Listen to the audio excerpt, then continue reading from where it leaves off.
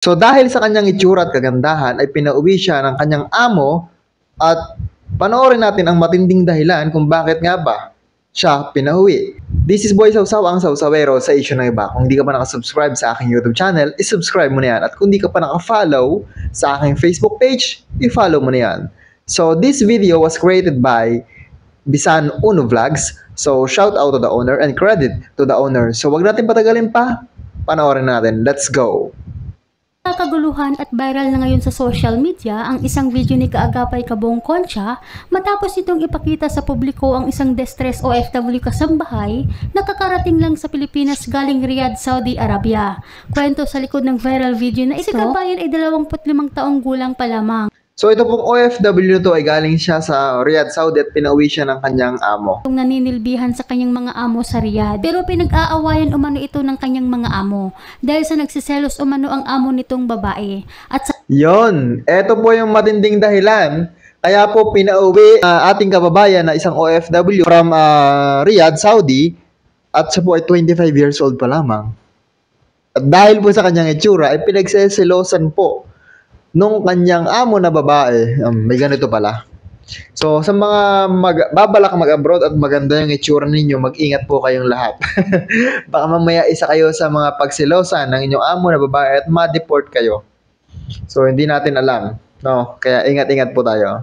sa halip na ihatid ito sa agency, hindi umano pumayag ang among lalaki sa takot umano na mapunta si kabayan sa iba, kaya't pinauwi na lamang daw ito ng diretso sa Pilipinas. Kaya't nasabi ni Kaagapay Kabong Concha na nakakatakot daw ang mga ganitong itsura na pumasok bilang isang kasambahay. Dahil bakit kasi ganyan ang trabaho na gusto mong pasukin, di ba? May itsura naman si ate girl na natin may kakaila.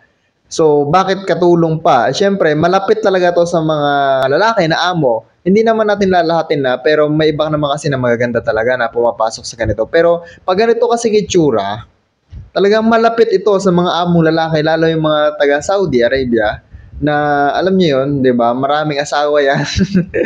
So, talagang pag-iinteresan ka talaga. Kaya doon sa mga mag-abroad, mag-isip-isip kayo dito, alam naman natin na possible magkagusto sa inyo yung inyong amo na lalaki. Kaya po ingat-ingat tayo mga kababayan.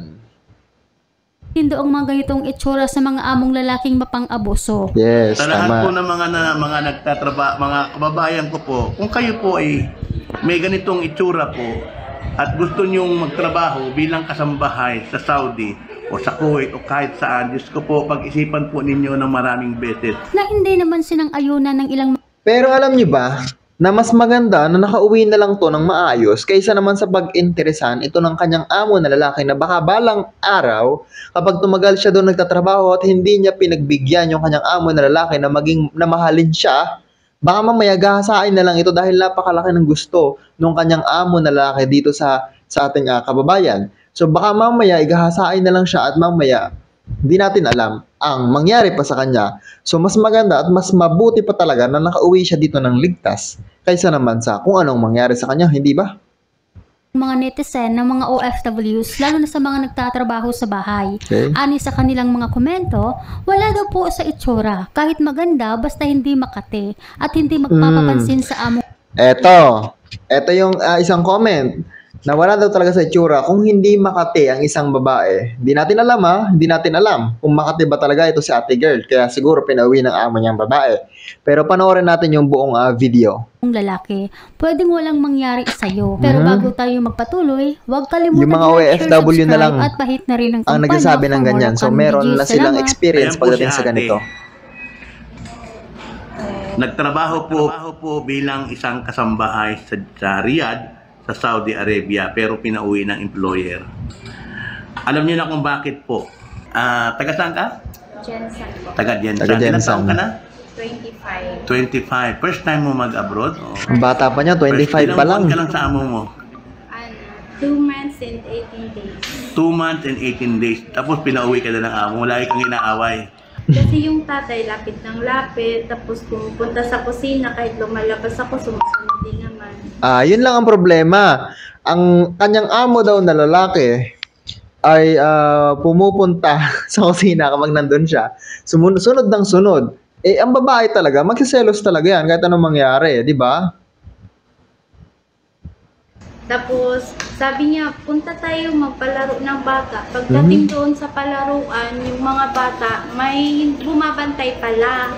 Tapos, ako, dinadala niya ako, sabi niya, balik ka, punta tayo doon. Ganon. Di pala ako magbabantay ng bata, sinasabay niya ako kung saan siya. Oh, Yun Kita mo? lang.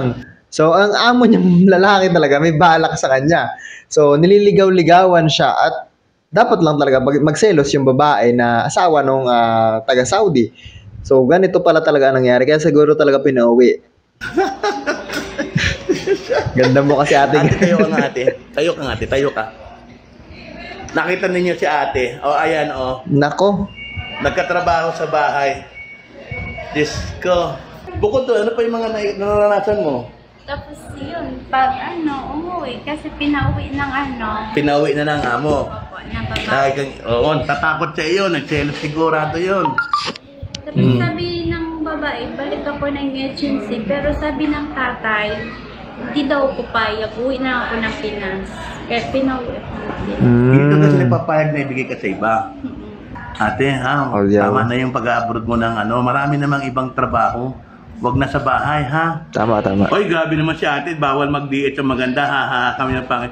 Huwag naman ganun, ate. Kaya lang, sinasabi ko lang sa inyo kasi itong mga itsura, pagkatrabahuhin mo sa bahay, Diyos ko, nakakatakot. Ani sa ilang mga komento ng mga OFWs, ang manyakis na amo walang pinipili yan, mapaganda o pangit. Tama. Marami din ako nakasabay na mga magaganda sa awa ng Diyos nakatapos naman ang kontrata nang di nagka-problema. Yung ganda kasi natin, nawawala naman yan pagdating dito. Bilhan ka ba naman at pasuotin ng malaking uniform? Buti na lang ako swerte sa amo ko. Libanis kasi sila, sobrang magalang at gentleman ang mga lalaki. At ang babae naman hindi silosa. Pero nakadepende po din yan sa atin mga babae. Kailangan alamin natin ang ating limitasyon kung ano ang pinunta natin dito sa ibang bansa. Sa totoo lang, marami pong magaganda DH dito sa Middle East. Mas maganda pa kay kabayan. Nasa maayos naman pong kalagayan. Hindi lang siya malamang sinuswerte sa amo. Hindi natin pwedeng i-judge si ate na Makati siya, kaya siya ganun. Kasi base sa kanyang kwento, yung amo niyang lalaki ang lapit na lapit at siya ay layo ng layo.